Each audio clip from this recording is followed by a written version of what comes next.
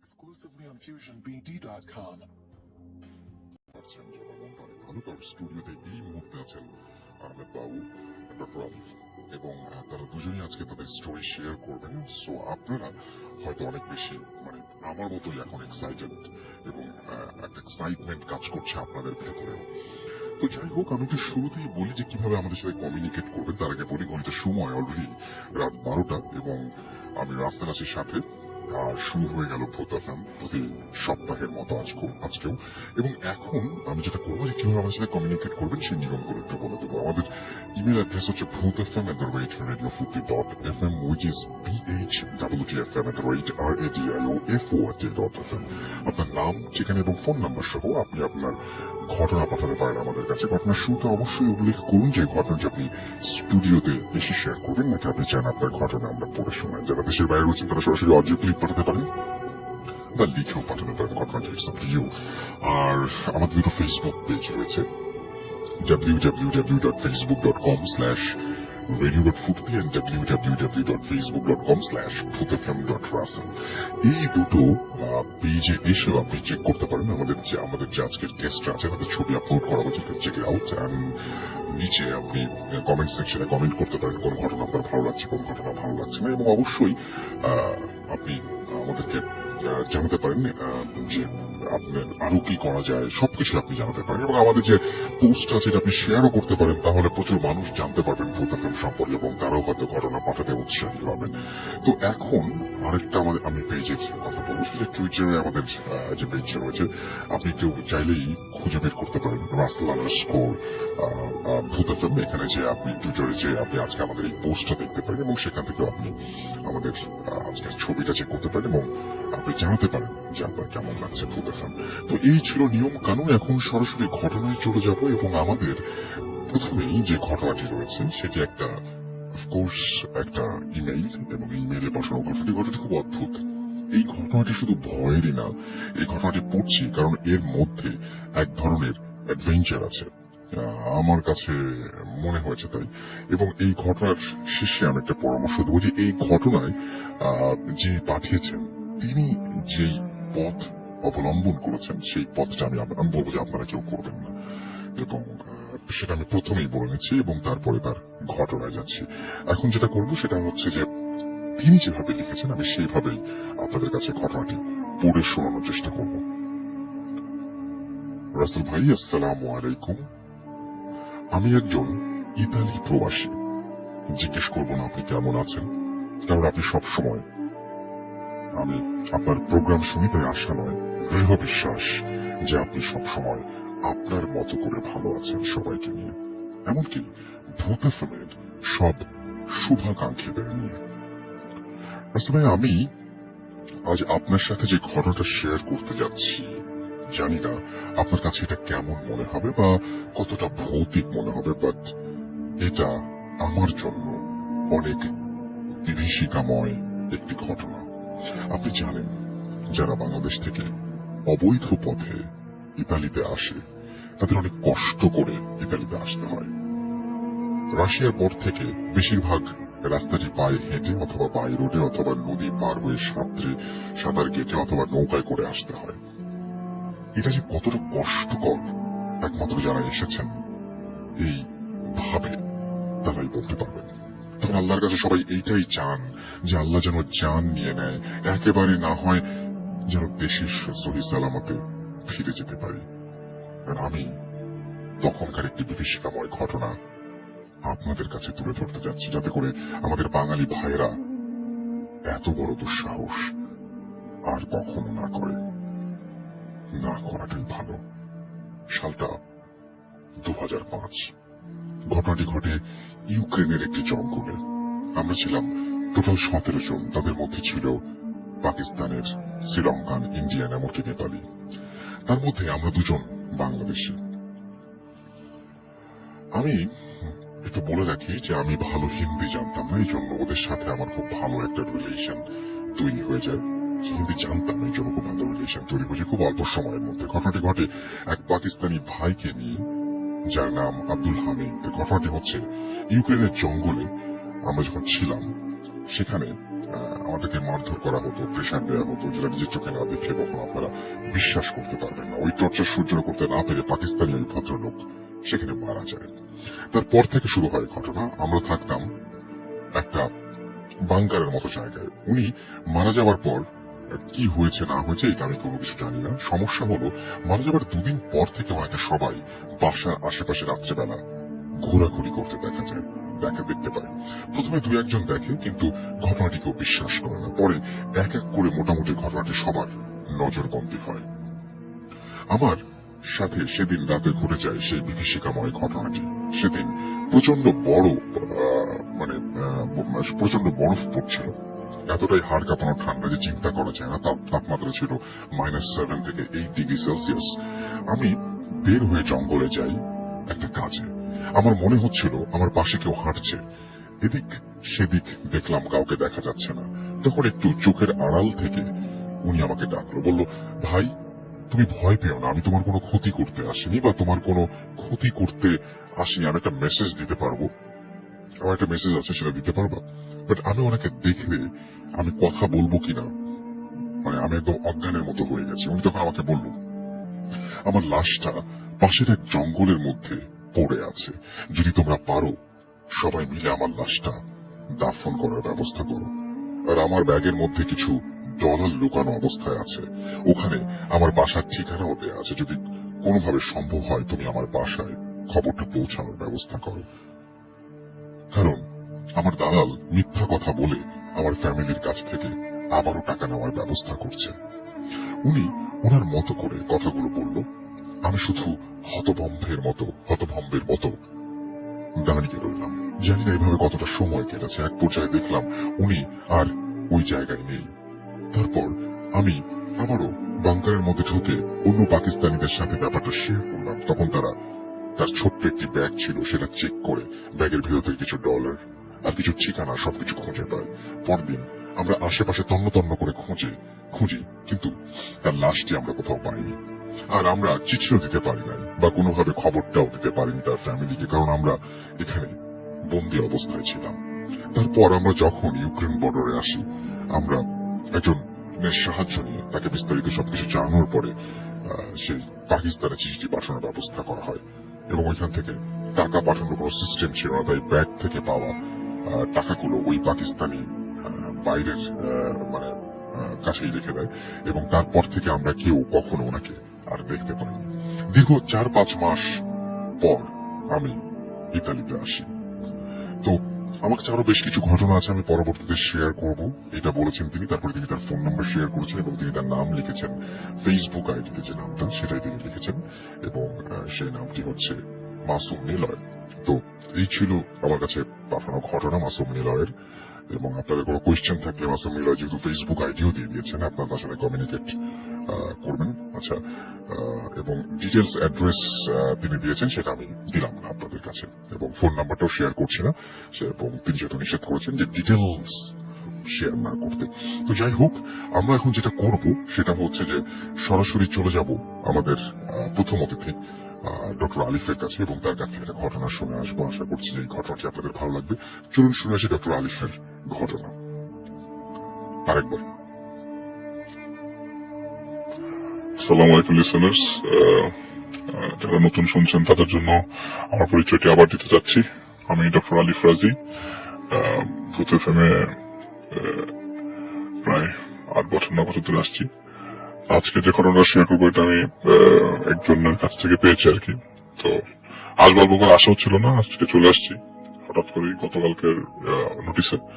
তো যে আপুটার ঘটনা বলবো তার নামটা আমি প্রকাশ করতে পারছি না, কারণ তিনি এসে বলতে চাচ্ছিলেন, কিন্তু যেহেতু বয়স্ক মহিলা প্লাস কোনো ফ্যামিলি আছে, উনি আসতে পারছিলেন না। তো আমি এই ঘটনাটা বলছি আর কি এখানে। এটা হয়ে হচ্ছে 2000 সালের ঘটনা। তখন তার বিবির বয়স ছিল 5 মাস। তো তারা ফুল ফ্যামিলি, তার হাজবেন্ড সহ তার একটা বাসায় থাকতেন আর কি, ভাড়া বাসায়। তো ওখানে প্রায় 3-4 বছর ধরে থাকতেন। তো তার বেবির বয়স ছিল 5 মাস, আর সাথে একটা কাজে মেয়ে থাকতো। তো সেই বাসাতে আসলে মেয়েটা আসে 6 মাস ধরে, আর তারা থাকতো প্রায় 3-4 বছর যাবত ওই বাসাতে। তো তো ঘটনাটা ঘটে হচ্ছে 2016 রমজান মাসে, আসলে ঘটনাটা পুরো রমজান মাসেই ঘটে। তো রমজানের শুরুতে যেদিন ঘটনা ঘটে সেদিনের কথা বলছি। তো মেয়েটা আসলে কোনো সমস্যাই ছিল না তার লাইফে, এরকম কোনো প্রবলেমই ছিল না, এরকম কোনো কিছু ঘটছে এরকম তিনি চিন্তা করতেন না। এমন হতে পারে অনেক ঘটনা আছে যে স্বপ্ন দেখছে বা কিছু একটা, না এরকম কিছু না। স্বাভাবিক জীবনযাপন করতে গিয়ে হঠাৎ করে তার রমজানের দ্বিতীয় রমজানে এই জিনিসটা চোখে পড়ে এরকম যে তিনি ঘুম ভাঙে। তো তার অভ্যাস ছিল এরকম যে রমজানে তিনি তার রান্না করতে হচ্ছে ইফতারের পরপরই তিনি সেহরি রান্নাটা করে ফেলতেন। আর সেহরির সময় যেহেতু তার হাজবেন্ড গরম ভাত খেতে পছন্দ করতেন, তো গরম গরম রান্না করার জন্য তিনি রাত 2টার দিকে উঠতেন আর কি। তো সবার বাসায় এরকম কাজের মেয়ে থাকলে দেখা যায় যে তার কাজের মেয়েকেও রাত 2টার দিকে উঠতে হতো সেহরির সময়। তো তিনিও তার কাজের মেয়েকে ডাকতে যায় আর কি। রাত 2টার দিকে তার কাজের মেয়েকে ডাকতে যাওয়ার পর তিনি লাইটটা জ্বালায় তার কাজের মেয়ের রুমে। বাসাটা বেশ বড়। তো লাইট জ্বালানোর পর দেখে যে কাজের মেয়েটা চিত হয়ে, আমরা আসলে যেটা ডিসক্রিপশন যদি দিতে হয়, চিত হয়ে থাকলে মাথাটা উবুত হয়ে আছে, মাথাটা উল্টা দিকে, মানে বালিশের উল্টা দিকে আছে, মাথাটার উল্টা পাশা দেখা যাচ্ছে। তো উনি খুব ভয় পেয়ে যায়, একটা চিৎকার দেয়। চিৎকার দেওয়ার সাথে সাথে মেয়েটাও ফরফর করে উঠে যায়। আচ্ছা, তো মেয়েটা এরকম সময় ফিসফিসে কথা বলছিল। তোমার কাছে একটা জিনিস স্পষ্ট শোনা যায় যে, এটা আমি রাস্তা থেকে বলিনি, আমি এটা লুকিয়ে গেছি। উনি এরকম বলতে শোনা যায় যে, আমি অপেক্ষা করতেছি, আপনারা আসেন। এটা আর ঘুমের মধ্যে বলছিল। আচ্ছা, উল্টা হয়। তো উনি এক চিৎকার দেয়, ওনার চিৎকারে মেয়েটাও উঠে যায়। উঠে যাওয়ার পরে বলে যে, আপা কি খালামা কি হয়েছে, তুমি এভাবে শুয়েছিল কেন? খালাম আমি তো এভাবে শুই। তো ওনার হাজবেন্ডকে উনি এটা ডিটেল বলে যে আমি এরকম ভাবে দেখছি। হাজবেন্ড দূর, এটা কোনো সমস্যা না, অনেকে এরকম ঝামেলা থাকতে পারে, অনেকেই ফ্লেক্সিবল বডি, এরকম হাতটা ফ্লেক্সিবল থাকতে পারে, অন্য বাইটার কিছু নেই। তো যেহেতু উনি বাসায় একা থাকতেন, তো হাজবেন্ড থাকতেন বাইরে অফিসে, তো নজরদারি উনি বেশি বাড়ে দেয় যে মেয়েটাকে একটু দেখবো কি করে না করে। প্লাস মেয়েটার আসলে কাজে মানে কাজ ছিলই ওনার বাচ্চাকে টেক কেয়ার করা, বেবিসিট করা, আর মাঝে মধ্যে টুকটাক হাউস হোল্ড কাজগুলো মেয়েটা করতো আর কি। তো এইগুলো লক্ষ্য করতো মেয়েটা কি করে না করে, তাকিয়ে থাকতো মেয়েটা কি করছে না করছে। হঠাৎ করে 5ম বা 6ষ্ঠ রমজান হবে, আচ্ছা, তিনি তার ফ্রিজের মধ্যে আম রেখে দিয়েছিল। মানে আম বলতে জিনিসটা শুনতে কিরকম লাগে যে আম নভেম্বর মাসে, 2000 সালের ঈদটা হয়েছিল ডিসেম্বর, 26শে ডিসেম্বর। তো নভেম্বরের 27 তারিখ থেকে রোজা শুরু হয়েছিল। তো উনি আম রেখেছিল ওই সিজনের আমগুলা ফ্রিজে, ডিপ ফ্রিজে। তো সেটা নরম করে ব্লেন্ডারে ব্লেন্ড করবে ইফতারে খাওয়ার জন্য আর কি, দুপুরের পর ইফতারের 1.5 ঘন্টা আগে। তো উনি ব্লেন্ডারে আমটাম ঢুকিয়ে ঢাকনাটা লাগাবে, স্টার্ট করবে সুইচ। এমন সময় মেয়েটা দৌড়ে আসে। মেয়েটা দৌড়ে এসে বলে, আপা খালাম্মা আমাকে দেন, আমি বানাই। সে কি করলো, সুইচটাও ছাড়লো, উপরে ঢাকনাটাও লাগালো না, হাতটা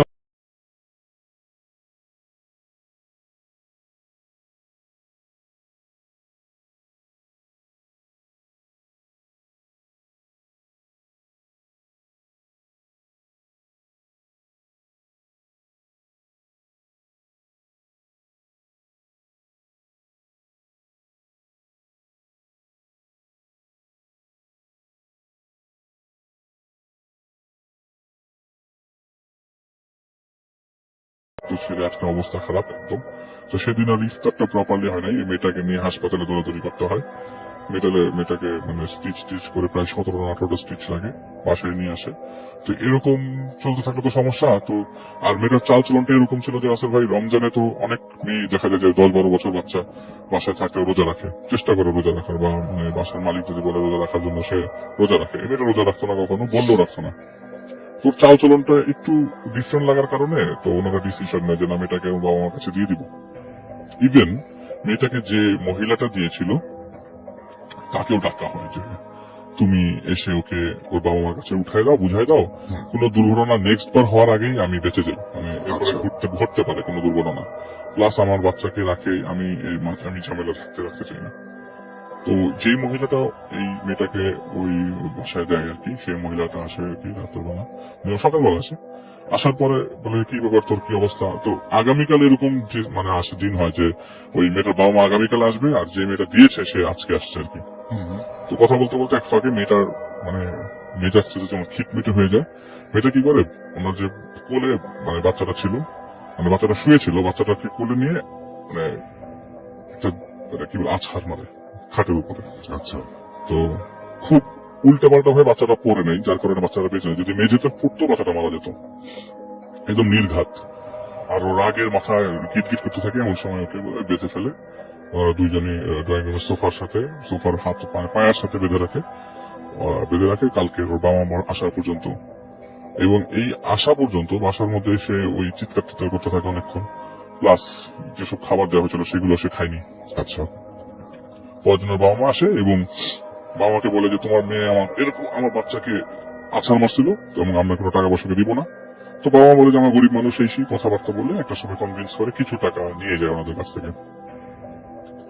তো যাই হোক, মেয়েটাকেও দিয়ে দেয়, মেয়েটা চলে যায়। তো রাসেল ভাই এখান থেকে ঘটনা শুরু। তো যেদিন মেয়েটা চলে যায় তার থেকে 3 থেকে 4 দিন পর হবে, উনি রাত্রে এরকম ইফতারের পর সন্ধ্যার খাবার রান্না বান্না শুরু করে দিয়েছে আর কি। আচ্ছা, ইফতারের প্রায় আধা ঘন্টা 1 ঘন্টা পরে যেটা খাবে সেদিতে সেটা রান্না শুরু করে দিয়েছে। তো রান্না করতে করতে এক পর্যায়ে বেল বাজে, বাসার কলিং বেল বাজলে সে যেহেতু কাছাকাছি, আর তার বাচ্চাকে ওই সময় তার হাজবেন্ড দেখছিলেন আর কি। তো কলিং বেল দরজা খুলে দেখে যে কেউ নাই। তো সিঁড়িতে উকি ঝুঁকি দেয় যে কেউ আছে কিনা। পরে আবার দরজা লাগিয়ে ব্যাক করে, আবারও 2 মিনিট পর কলিং বেল, এবং কন্টিনিউয়াস 3-4টা কলিং বেল। এইবার রাসেল ভাই উনি যেটা করেন যে কলিং বেলটা শুনে দৌড়ে যায়, দরজাটা খুলে কি আছে দেখার জন্য। প্রথমে যে লুকিং গ্লাস দিয়ে দেখে কেউ নাই, তারপরে সে খোলার পর তিনি একটা চিৎকার দেয় যে একটা কালো বেড়াল খুব সুন্দর করে পেরেক দিয়ে গাঁথা, ছিন্ন ভিন্ন অবস্থায়, হাত পা মাথা লেজ আলাদা আলাদা করে পেরেক দিয়ে গাঁথা দরজার মধ্যে। খুব বিভৎস দৃশ্য, রক্ত ঝরছে। মানে কিছু যখন কল্পনা করেন আমি কল্পনা তো আসে না আসলে এসব একদম, মানে সম্ভব না এটা। তো উনি এক চিৎকার দেয়, তো ওনার হাজবেন্ড কে বলে যে তুমি বাবুকে রেখে আসো, তুমি আসো একা। হাজবেন্ড হচ্ছে রাজ সাক্ষী, এমন হতো সে নিজে সব দেখছে, নিজে সব প্রত্যক্ষ করছে এমন কিছু না। ওনার হাজবেন্ড এসেও একই জিনিস দেখলো। আচ্ছা, দেখার পর বললো তুমি দরজাটা লাগাও, আমি নিচে যাই, দারোয়ানকে জিজ্ঞেস করি কে ঢুকছে কেন। দারোয়ানটাই বাসাটা খুব অ্যাক্টিভ, বাসার একদম নিচে গেটের মধ্যে সামনে দাঁড়ায় সবসময় থাকে। তো দারোয়ানটাকে জিজ্ঞেস করছে কি অবস্থা, এখানে কি হয়েছে, কাহিনী কি, এরকম বাসায় উপরে তো আমার ঝামেলা হয়ে গেছে, দরজার মধ্যে কি জানি পেরেক মেরে বিড়াল কেটে রেখে দিয়েছে। তো দারোয়ান বলে যে আমি এখানে ইফতারের পর থেকে আসি, এখানে একটা বান্দা ভেতরে ঢুকে নেই, ঢুকছে নিচতলা ভাড়াটে, তো দেখা যাচ্ছে যে নিচতলা ঢুকতেছে। তো আপনার উপরে উঠছে এমন কোন বাসা এমন কেউ নেই। তুমি আমাকে ভালো করে বলো তো আগামী গত 5-7 মিনিটের মধ্যে এরকম কেউ ঢুকছে কিনা। বলে না স্যার, কেউ ঢুকে নেই। আচ্ছা, তো বলেছে তুমি চলো আমার সাথে। তো সে দারোয়ানকে নিয়ে উপরে উঠে দেখে যে সুন্দর করে লাগানো পেরেক গুলা দরজার মধ্যে লেগেছে, কিন্তু কোনো বিড়াল নেই। আচ্ছা, ওই কালো বিড়ালটা নাই এখানে। তো দারোয়ানকে সে পাঠায় দেয়, ভেতরে ঢুকে সে দুয়া কালাম পরে একটা সময় বলে যে রমজান মাস ইনশাল্লাহ আমাদের কোনো ক্ষতি হবে না, কিন্তু আস্তে আস্তে ডিসিশনের দিকে যেতে থাকে যে বাসাটা ছেড়ে দিবে, কারণ এই বাসাটা তো অনেকদিন ধরে আছে, তো আর বাসার মালিকটাও তার খুব বেশ ভালো লাগে আর কি। এই জন্য সে মানে বাসাটা থাকতে পছন্দ করছিল, কিন্তু এরকম ঘটে থাকলে তার সম্ভব না, একদমই না। তো সেদিন ওইটা ছিল 15-12-13 রমজান হবে, এমন সময় তার রাত্রেবেলা এরকম ভাত রান্না করার জন্য ওঠে 2টার দিকে। মানে অ্যাক্টিভিটিস গুলো এমন সময় হচ্ছিল যখন তিনি উঠছে, মানে কোনো কিছুতে কাজ ব্যস্ত ছিল না, হঠাৎ করে ব্যস্ততা বাড়বে এমন সময় সে এসব জিনিসগুলো প্রত্যক্ষ করছে। আচ্ছা, তো ডাইনিং স্পেসে গেছে, গিয়ে এক গ্লাস পানি ঢেলে খাবে এবং রান্নাঘরের লাইটটা জ্বালিয়ে কাজ শুরু করবে এমন প্ল্যানিং আর কি। তো তার হাজবেন্ড এবং তার বাচ্চাটা তখন ঘুমাচ্ছিল। তো উনি রান্নাঘরে আর বাতি জ্বালাতে পারেন, এমন সময় ওই অন্যান্য রুমের লাইট যেগুলি জ্বলছে সেটার মধ্যে দেখতে পাচ্ছে যে রান্নাঘর থেকে একটা মানুষ আসছে। আমি রাস্তায় অবয়ব বলবো না, কারণ উনি বলেছে উনি মানুষ দেখেছে। আচ্ছা, একটা ঝাঁকড়া চুলাল একটা মেয়ে, একদম নর্মাল মানুষের মতো ঝাঁকড়া চুলাল একটা মেয়ে রান্নাঘর থেকে আস্তে আস্তে এগিয়ে আসছে তার দিকে। এবং এই ঘরের মধ্যে ওই মেয়েটার হাইটটা ছিল ওনার বাসায় যে কাজের মেয়েটা ছিল, চেহারা যেহেতু দেখতে পারে নাই, তিনি বলছে যে আমি তো জানি না এটাকে। ঘরের মধ্যে বিড়াল একটা, সেই বিড়ালটা কালো বিড়ালটা যেটা ছিন্ন অবস্থায় ছিল দরজার মধ্যে। উনি এক দৌড়ে যে দরজা লাগায় সে তার হাজবেন্ডকে ডাকতে থাকে এবং কন্টিনিউয়াস ডাকতে থাকে। ওনার হাজবেন্ড জাগে না। ওই আবারও বাচ্চাটার কাছে যায়, বাচ্চার কাছে দেখে বাচ্চা নিঃশ্বাস নিচ্ছে কিনা। কিন্তু তারপর বাচ্চারা নিঃশ্বাসের কোনো সমস্যা নাই, কিন্তু হাজবেন্ড যাচ্ছে না। এই হাজবেন্ডটা বলে যে আমার হাজবেন্ড রাত্রেবেলা টোকার শব্দ পেলেও উঠে যায়, এত পাতলা ঘুমোর, কিন্তু ও উঠছে না। প্রায় 5 মিনিট ঝাঁকানোর পরে হঠাৎ করে ওর হাজবেন্ড চাপড়িয়ে উঠে বলে যে কি হয়েছে, আমি এরকম অবস্থা হলে কি হয়েছে, কাহিনী কি, আমি তোমাকে অনেকক্ষণ ধরে ডাকতেছি। বলে আর বললো না, আমি একটা আতরের গন্ধ পাইছি, গন্ধটা এত প্রবল আমি না এরপর আর কিছু মনে করতে পারি না। আচ্ছা, তুমি যতক্ষণ আমাকে ডাকলা, বলে যে আমি এতক্ষণ এই জিনিস পাইছি, আর আমি এই রান্নাঘরে এরকম একটা ঝাঁকড়া মেয়ে দেখছি, ওটার কাজের মধ্যে বিড়াল ছিল, এবং যখন আমি তোমাকে ঝাঁকাচ্ছিলাম তখন আমাদের দরজা ধাক্কা ছিল। আমার দরজাটা খুলে দেখে বাসায় কেউ আছে কিনা, লাইট জ্বালায়, পুরো বাসা লাইট জ্বালায়, দেখে কেউ নাই বাসাটাতে। আচ্ছা, তো ওনারা এত কিছু হওয়ার পরে তো কোথায় যাবে বুঝতে পারছিল না, ওঝা কি হবে, কোথায় যাবে, কার কাছে যাবে। তো যেহেতু মসজিদে এসে নামাজ পড়ে, সেই মসজিদের ইমামের সাথে তার আবার শুট করতেছিল, তো ইমামকে জিজ্ঞেস করে আমি তো এরকম আমার বাসায় ফেস করছি, আপনি আমাকে কোন একটা সলিউশন দেন। আচ্ছা, ইমাম বলে যে আপনি সকালবেলা ফজরের নামাজটা পড়েন রেগুলার ইয়ার সাথে, জামাতের সাথে, এবং ইশার ওয়াক্ত জামাতের সাথে পড়েন, আল্লাহ আপনার জিম্মাদার হয়ে যাবেন। প্লাস আপনি রেগুলার সকালবেলা বাসা থেকে বের হওয়ার আগে এবং রাত্রিবেলা যখন ঘুমাতে যাবেন বাচ্চা সহ সূরা ইখলাস, সূরা নাস এবং ফালাক 3 বার করে পুরো বডি মাসাজ করবেন, যাতে আপনাকে কেউ ধরনের কোনো ক্ষতি করতে না পারে। আচ্ছা, তো এইটা উনি রেগুলারলি করছিলেন। আর ওনাদের তো প্ল্যান এরকম যে রাসেল ভাই এই মুহূর্তে বাসাটা চেঞ্জ করা সম্ভব না, কারণ সামনে ঈদ, আর ঈদের থেকে বড় কথা হচ্ছে অফিসও তাকে কোনোভাবে ছাড়ছে না। কারণ বাসাতে আপনার বাসা চেঞ্জ করতে গেলেও তো বাসা খুঁজতে হবে, বাসা খোঁজার পর আবার বাসাতে ওঠা অনেক ঝামেলা, আর এই অল্প সময়ে বাসা খোঁজা সম্ভব না। তখন রমজানের প্রায় 17-18 হয়ে গেছে। যেহেতু সম্ভব না, তিনি ডিসাইড করে যে ঠিক আছে, আমরা যেহেতু 22শে ডিসেম্বর আমাদের গ্রামের বাড়ি চলে যাচ্ছি ঈদ করতে, রংপুরে ওনাদের গ্রামের বাড়ি চলে যাচ্ছে, তো আমরা যখন আসবো তখন আমরা ইনশাল্লাহ বাসাটা চেঞ্জ করব, সময় নিয়ে করবো ইনশাল্লাহ, তার ব্যবস্থা আল্লাহ তাআলা করে দিবে। আচ্ছা, তো তিনি এই ডিসিশনে যায় আর কি। আর যেটা হচ্ছে মানে সবচেয়ে ইন্টারেস্টিং পার্ট, 22 তারিখের আগে 20শে রমজান আছে, 20শে ডিসেম্বর 22শে ডিসেম্বর তিনি যাবে, তো যাওয়ার 2 দিন আগে, তো এটা হয় 20শে ডিসেম্বর হিসাব করলে। তো 20শে ডিসেম্বর ওনার এরকম রাত্রেবেলা 2 হাজবেন্ড ওয়াইফই ওঠে, তো বাচ্চাটাকে উনি দেখতে, বাচ্চা প্রচন্ড কাঁদতে থাকে। তো তিনি বলে যে ঠিক আছে, আমি রান্না টান্না ভাতটা বসাই দিই, তুমি বাবুটাকে দেখতে থাকো। তো লাইট টাইট জ্বালায় এবং টিভিও চলতে থাকে। টিভিতে ওই সময় তার ওই যে ইসলামিক চ্যানেল চলছিল আর কি। তো ওই সময় তিনি উঠার পরে রান্নাঘরে যাওয়ার সময় আপনার ড্রয়িং রুমটা ক্রস করে যেতে হয়। আচ্ছা, ড্রয়িং রুমটা ক্রস করার সময় কিছু ফিস শব্দ আসতে থাকে। এমনও রাসেল ভাই ওনার বাসাটা একটা জায়গায় একটা বা কিছু পাশাপাশি একটা বাসা আছে, পাশাপাশি জানালা, মানে পাশের লোকজন যে সেহরির সময় জেগে গেছে এটা দেখা যাচ্ছে। আচ্ছা, তো ফিস শব্দটা পাশের বাসা থেকে না, এটা তার কাছ থেকে খুবই কাছ থেকে শব্দটা আসছে। আচ্ছা, তো যেহেতু এতগুলো অকারেন্স তার সাথে ঘটে গেছে রাসেল ভাই, উনি ওনার হাজবেন্ডকে ডাক দেন। আমি বেশি বড় করতেছি না তো রাসেল ভাই, না ঠিক আছে। ওনার হাজবেন্ডকে ডাক দেন। ওনার হাজবেন্ড যখন আসে ওনার সাথে, তো উনি ওনার হাজবেন্ডের সাথে পেছনে যাইতে থাকে ড্রয়িং রুম থেকে।